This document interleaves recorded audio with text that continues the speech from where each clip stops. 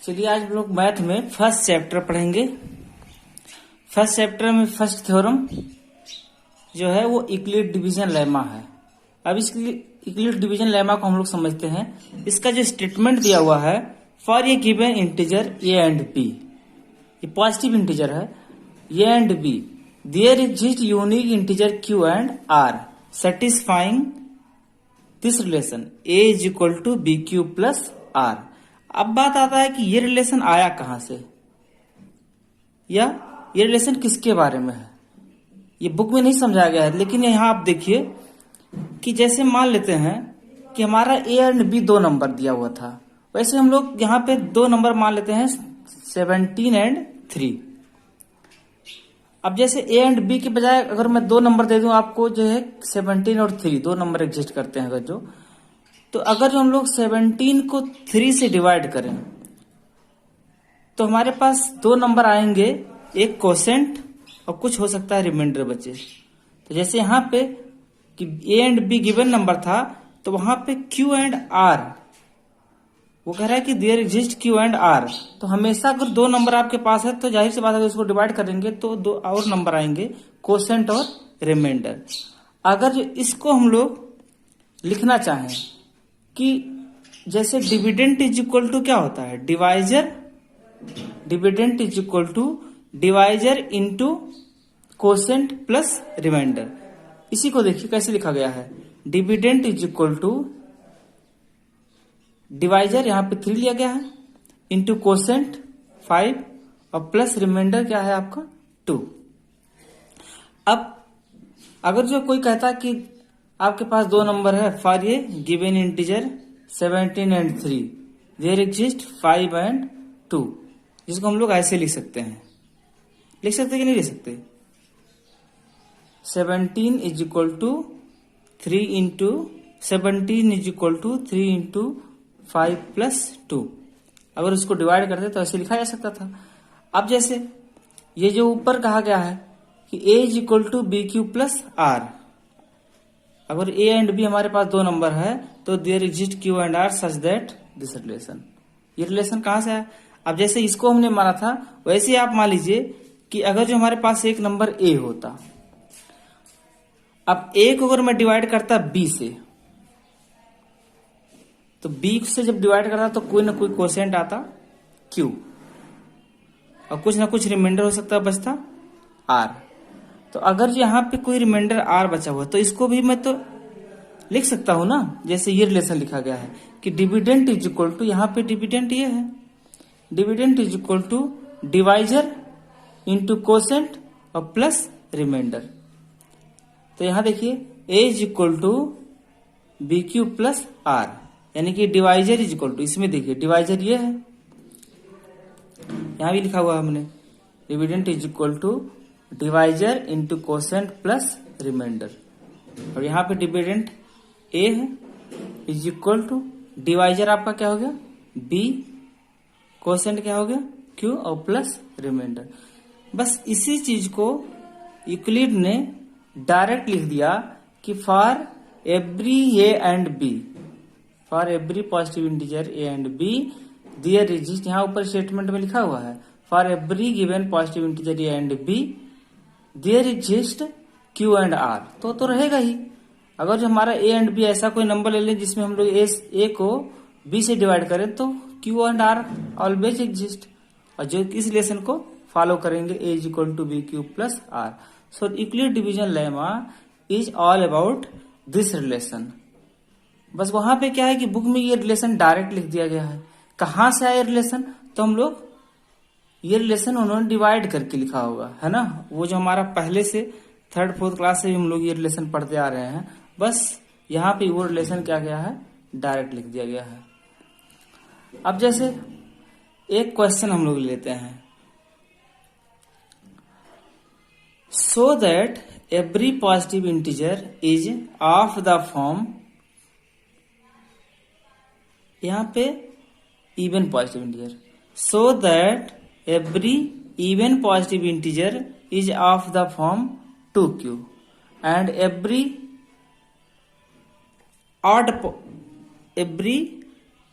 Odd positive integer is of the form 2q plus 1। यानी कि वो कह रहा है कि आपको शो करिए कि इवन नंबर को हम लोग 2q के फॉर्म में लिखा जा सकता है और ऑड नंबर को कैसे लिखा जा सकता है 2q प्लस 1। यानी कि हर इवन नंबर को इस फॉर्म में लिखा जा सकता है। अब हर इवन नंबर को ऐसे कैसे लिखा जा सकता है, जैसे मतलब अगर मैंने कहा कि आप एक नंबर ले लीजिए 17 या 19 या 20 और आप इस फॉर्म में लिख सकते हैं, तो अगर इवन होगा तो इस फॉर्म में लिख सकते हैं और ऑड होगा तो इस फॉर्म में लिख सकते हैं। ये कह रहा है कि आप शो करके दिखाइए।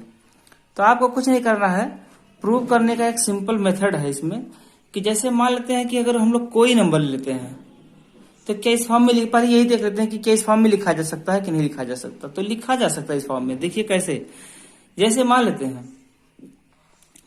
कि एक नंबर मैंने 19 ले लिया, तो ये तो ऑड नंबर है, तो क्या इसको 2 किस फॉर्म में लिखा जा सकता है, ऑड वाले फॉर्म में। तो इसको जो है अगर मैं 2 इंटू 9 कर दूं और प्लस 1, तो इसी फॉर्म में तो है 2q प्लस 1 के फॉर्म में है ये, तो क्योंकि ये क्या है ऑड इंटीजर। अगर इवन इंटीजर में कोई ले लूं, कोई भी आप ले लीजिए, जैसे मानते हैं 12 भी ले लिया गया, इवन इंटीजर है, तो ये किस फॉर्म में होना चाहिए 2q के फॉर्म में। तो 2q के फॉर्म में होना चाहिए, तो ये 2 इंटू 12 को क्या लिख सकते हैं 2 इंटू 6 लिख सकते हैं, तो 2 और q ये हो गया आपका, तो 2q के फॉर्म में तो है। यानी कि आप कोई भी नंबर उठा लीजिए तो उसको हम लोग या तो इस फॉर्म में लिख सकते हैं या तो इस फॉर्म में लिख सकते हैं, और भी बहुत सारे फॉर्म में लिख सकते हैं, वो हम लोग अगले क्वेश्चन में देखेंगे।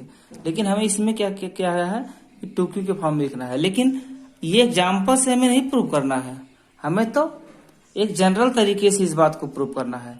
तो हम लोग क्या करते हैं, यहां पे लेट कर लेते हैं कि लेट a b ये पॉजिटिव इंटीजर। अब मान लेते हैं कि a कोई भी पॉजिटिव इंटीजर है। इफ डिवाइड बाई b, अगर इसको हम लोग क्या करते हैं b से डिवाइड करते हैं, तो आपको पता है कि अगर हम लोग b से डिवाइड करेंगे तो there exist q and r, क्या हो जाएगा देयर, ऐसे आपको लिखना भी है, यही आपका प्रूफ है, देयर एग्जिस्ट, या आपको पता है कि कोसेंट तो आएगा ही है ना जब डिवाइड किए, देयर एग्जिस्ट कोसेंट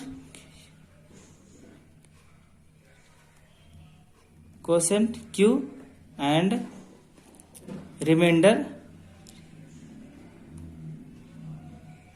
r, यानी कि कोई रिमाइंडर आएगा। यानी कि अगर a को अगर जो हम लोग b से डिवाइड करें, अब b से डिवाइड करना, लेकिन इसमें हम लोग क्या लेते हैं कि b को ही 2 मान लेते हैं। क्या मान लेते हैं 2, यानी कि 2 से डिवाइड कर रहे हैं। अगर 2 से डिवाइड करते हैं किसी नंबर को तो कोई ना कोई कोसेंट तो आएगा ही q, और यहां पे रिमाइंडर भी बच सकता है r। तो a इज इक्वल टू क्या हो जाएगा bq, यानी कि यहां पे 2 है b की जगह पे, तो b की जगह पे 2 लिख देंगे तो 2q,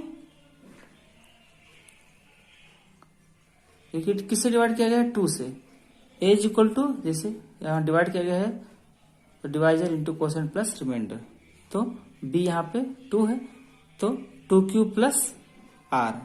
अब आपको पता है किसी भी नंबर को अगर हम लोग डिवाइड करते हैं 2 से, तो रिमाइंडर जो है हमेशा जो है डिवाइडर से कम ही आता है। ये जो r है, r should always be less than 2 और greater than equal to 0। r हमेशा b से यानी कि डिवाइडर से कम होगा। आप किसी भी एग्जांपल में भी मैं दिखा देता हूं, ठीक। तो ये आ गया ऐसे ही। अब मान लेते हैं यहां पे जो हमारा लेसन आया था कि a is equal to 2q plus r, अब r लेस देन 2 क्योंकि 2 से डिवाइड किया गया है, और ग्रेटर देन इक्वल टू 0। ये आर पे हमेशा कंडीशन रहता है कि आर जो है लेस देन बी होता है, ग्रेटर देन इक्वल टू 0। वहां पे यूक्लिड डिवीजन लेमा के नीचे लिखा हुआ था, मैं वहां बताना भूल गया था। हमेशा जो है डिवाइजर से कम ही रहता है। देखिए कैसे, क्यों रहता है कम? जैसे मान लेते हैं 15 है, 15 को अगर हम लोग 3 से डिवाइड करते हैं तो रिमाइंडर क्या आएगा? 15 को अगर 3 से डिवाइड किया जाएगा तो जो रिमाइंडर आएगा 3 5 जा 15 कट गया, रिमाइंडर क्या आया? 0। अगर मैं 3 को फिर 16 में डिवाइड करता हूं, किसी भी इसी नंबर पे आप है ना सीरियल से डिवाइड करते जाइए तो देखिए क्या आता है। 3 5 जा 15, रिमाइंडर कितना आया? 1।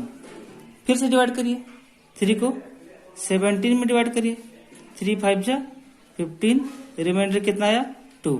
18 में डिवाइड करिए, 18 में डिवाइड करिए 3 से तो कितना आएगा? 3 5 जा 3 6 जा, क्या कर दीजिए आप? 3 6 जा 18, यहाँ कट गया, फिर रिमाइंडर क्या आ गया? 0। यानी कि जब 3 से डिवाइड किया गया तो रिमाइंडर या तो 0 आया, या तो रिमाइंडर फिर 1 आया, या तो रिमाइंडर फिर 2 आया, या फिर रिमाइंडर क्या हो गया? फिर से 0 हो गया। इसी हिसाब से अगर आप 3 से किसी को भी डिवाइड की कोई भी नंबर डिवाइड करते जाएंगे तो रिमाइंडर हमेशा क्या आएगा? 0 1 2, यानी कि 3 से कम आएगा। यानी कि जिससे डिवाइड किया जाता है रिमाइंडर हमेशा उससे कम ही आता है। जो पीछे भी रिलेशन आपने देखा था, क्या रिलेशन देखा था?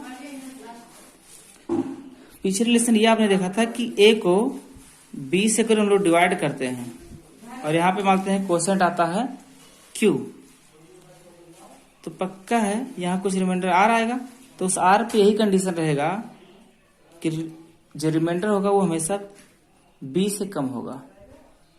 यानी कि यहाँ पे जो कंडीशन लिखा हुआ है कि b, अब यहाँ पे हम लोग जैसे a इक्वल टू लिख सकते हैं BQ प्लस r, और r पे कंडीशन ये रहेगा कि b से लेस और ग्रेटर देन इक्वल टू 0, क्योंकि रिमाइंडर जो है वो हमेशा डिवाइजर से, यहाँ आपने पूरे एग्जाम्पल में देखा भी रिमाइंडर जो है हमेशा 2 से कम आ रहा है, क्योंकि यहाँ डिवाइजर कितना था?